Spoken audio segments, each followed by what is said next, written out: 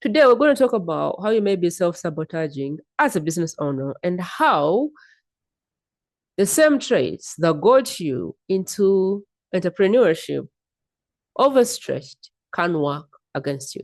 So I'm going to show you like exact scenarios that these traits, overstretched, present in business. I've been working with business owners since COVID. So I've been doing personal development for the last 10 or 11 years, and I've been working with business owners since COVID. I've worked with hundreds of them. And that is how I see how this shows up for them. So let's talk about the hyperachiever. What qualified you to be an entrepreneur is because you're a hyperachiever. Like you're not comfortable or satisfied with a job. You know, there's more for you and you're here for it. However, a hyperachiever is a part of you which, for example, thinks, I don't need a niche. My work is for everyone. And you fail to do the right positioning, which speaks to someone. So there is someone on the internet today who is saying, my work is for anybody and everybody. That is your hyperachiever saying you don't need a focus. You don't have to focus industry or anything, but you need a focus. You need to position your work so it's for somebody. Otherwise, it is for nobody. So a lot of people struggle too much because they're hyperachievers. And one of the ways you do that is you decide your work is for anybody and everybody. You decide you want to have 5 programs, even though you have none of those programs that has succeeded. So a lot of people will sit down and they will just create program after program after program. But they haven't even sold the first program, but they're creating 5 other programs. That is hyperachiever. The hyperrational is a part of you that stays and lives in the head. So you miss out on divine downloads, you miss out on intuitive hits, you miss out on the guidance along the way because you live in your head. There is other guidance that comes in business that is not the strategy and mechanism and systems. There is also the intuitive part. And you can miss out on this part if you live in your head, and for you, everything is systems and processes and data. Yes, and sometimes if you're doing work that you're actually called to do, some things are intuitive. So if you're in your hyper-rational mind, you might miss on those hints. And sometimes the business becomes harder if you are stubborn and you do not see these things. The controller might be getting in the way of, for example, helping your clients. I once had a coach who was convinced we had to write content on Facebook. And I didn't like to write content on Facebook. At that time, I just loved to build a community and be in a community. But he was convinced if you didn't write content on Facebook and run Facebook ads, you had failed. He was controlling how I got the result. And for me, that didn't work for me because I don't like being controlled. There was one person I once a JV with, amazing human being. They had an amazing system, but their controller was unbearable for me. And the feeling of that was like, this person, there's something about them that doesn't work. It was a JV. I introduced them to my paid clients, and I was willing to sell their system to every paying client of mine and just pay her. So I would go out in the world, I would get the clients, I would help the clients, and I would get what I'm being paid and pay her for her system to demonstrate it in the community. But within 2 weeks, I just felt like, man, this person is so controlling, it's unbearable. And I had to end the JV. So in business, you really can struggle with this controller. Sometimes it looks like an ego. Sometimes it looks like the know-it-all.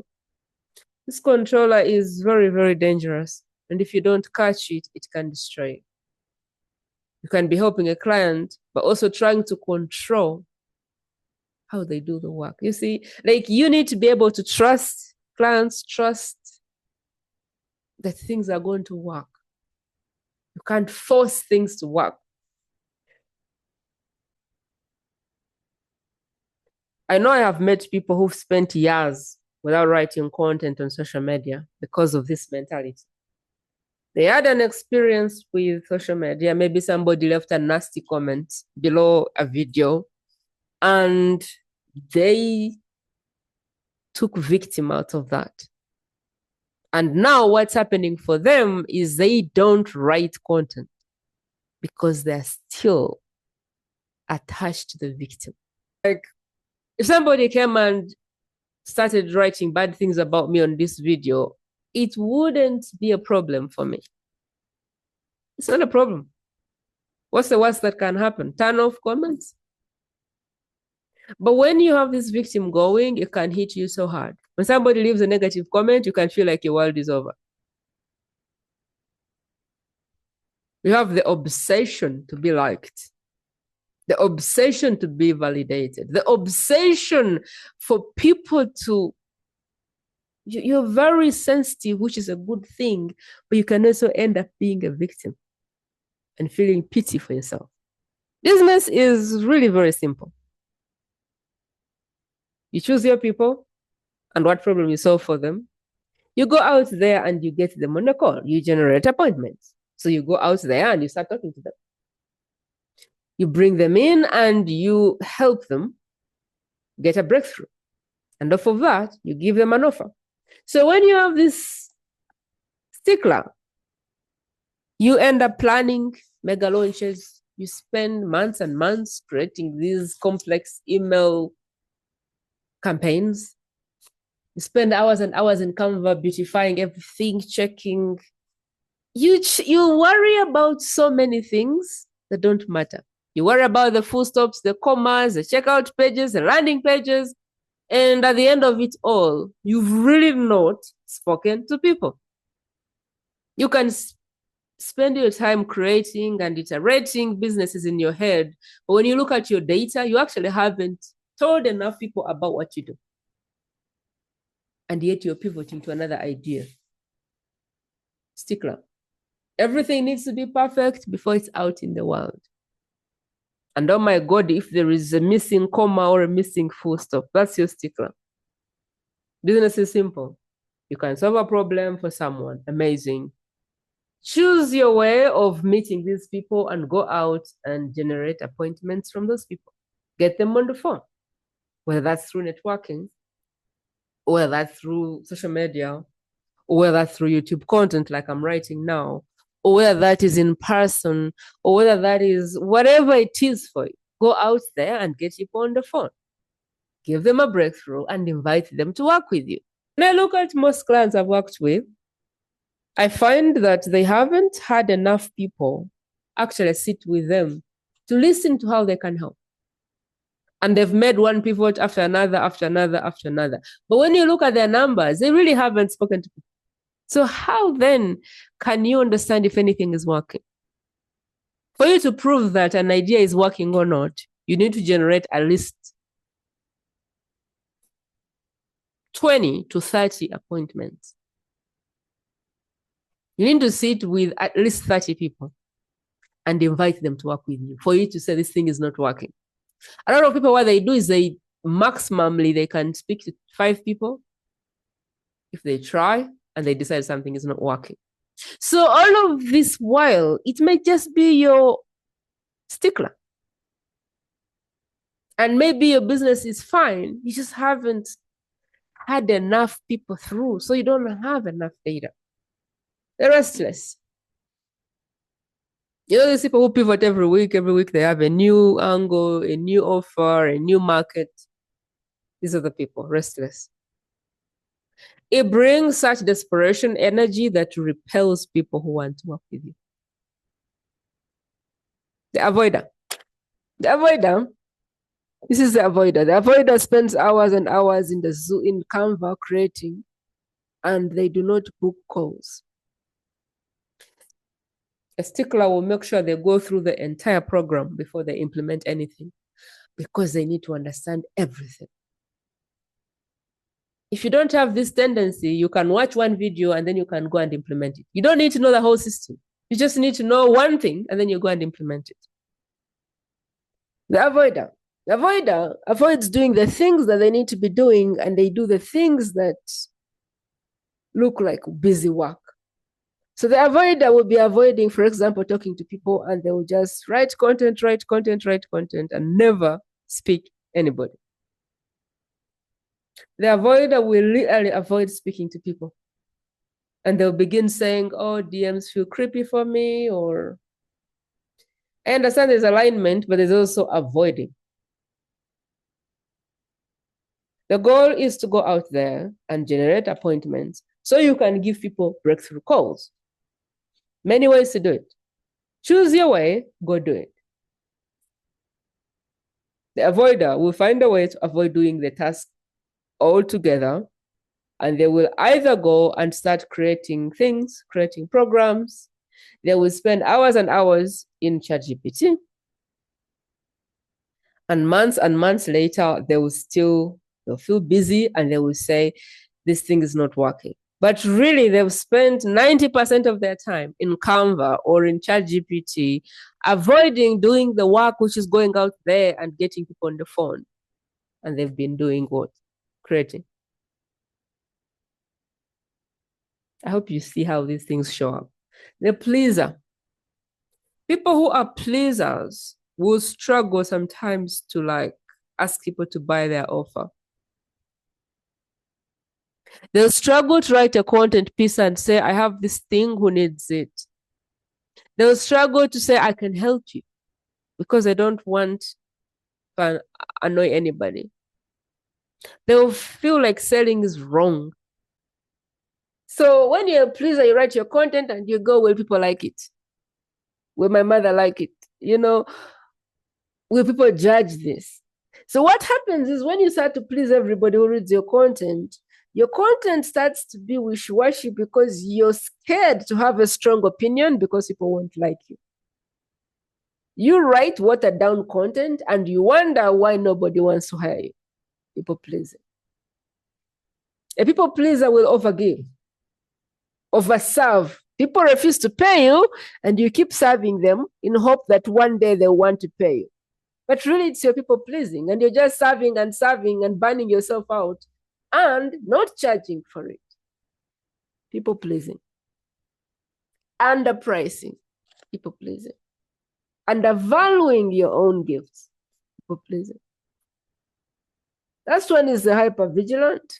The hypervigilant has a lot of anxiety about problems that don't even exist. So a hypervigilant, when somebody gives you their offer, you get anxious. You think they're trying to take your money. Hypervigilant, when you write a piece of content and put it on the internet, you're checking, oh my God, I hope nobody leaves a mean comment. You're just stressed and anxious over things that are not even happening. Hypervigilant, when somebody sits with your client to have a conversation, you get a heart attack because they're going to take the client. Your competitors keep you awake at night. Because God forbid, if your competitor gets access to your client, you have no trust in safety. It's like you don't really have trust. You're like always seeing danger, even when there's no danger. All these things originally are amazing traits. Overstretched, not very good. So this is how this operating system work really shows up in business. And you will have a chance to take the assessment below if this is speaking to you, because this can show up in your organization. If you're leading people, it can show up in your business. It can show up in your job. So I hope this is helping you to see how it shows up in business. And you can also take the same thing and apply it to a job. How does this show up in a job? And hopefully, When you take the assessment and get your own results, you'll be able to book a call and get your own debrief about your own situation and your own saboteurs and how they're in the way. And hopefully, you get an opportunity to neutralize these things and really stay in your sage, which is in your God-given ability, which is the most attractive place that you can be as a business owner. These saboteurs, as I've been talking about them, it's like an energy that is going to repel the opportunities and the clients that you should be serving.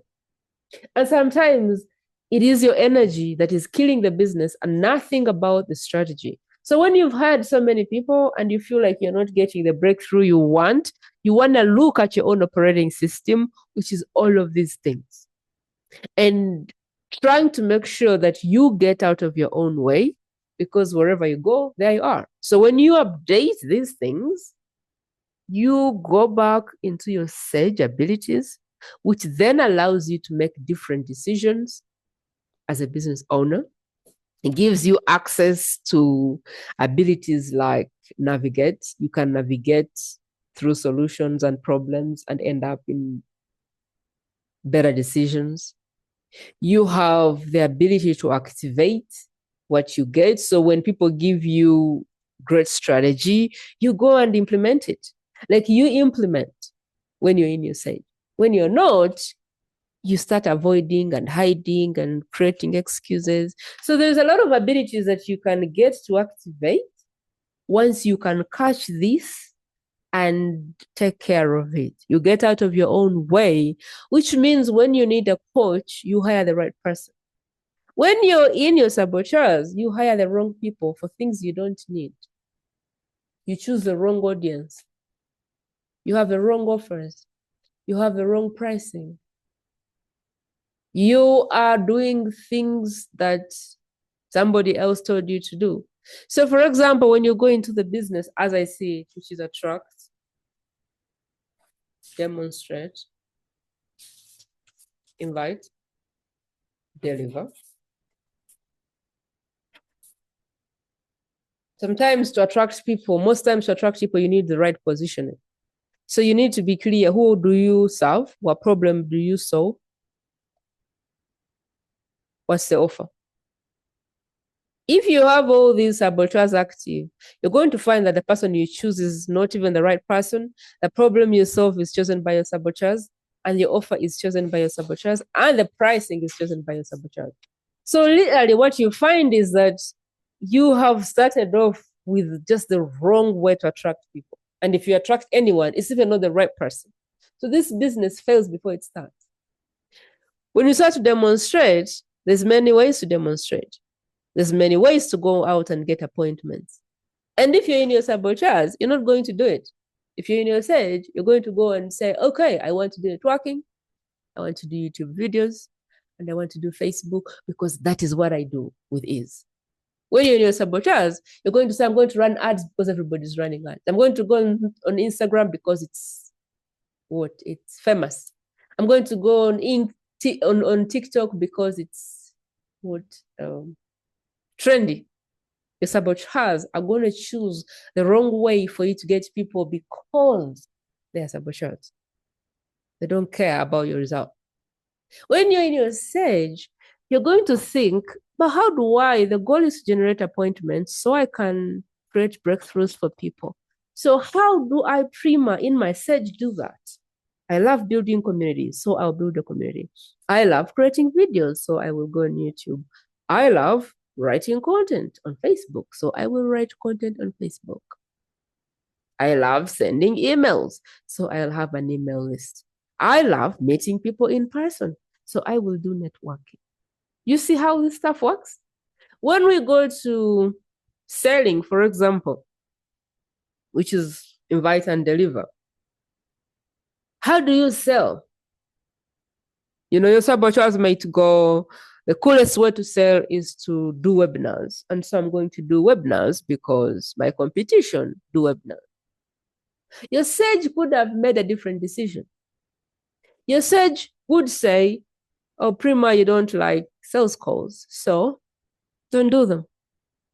However, You like demonstration, giving people breakthroughs, and you like to invite them into offers.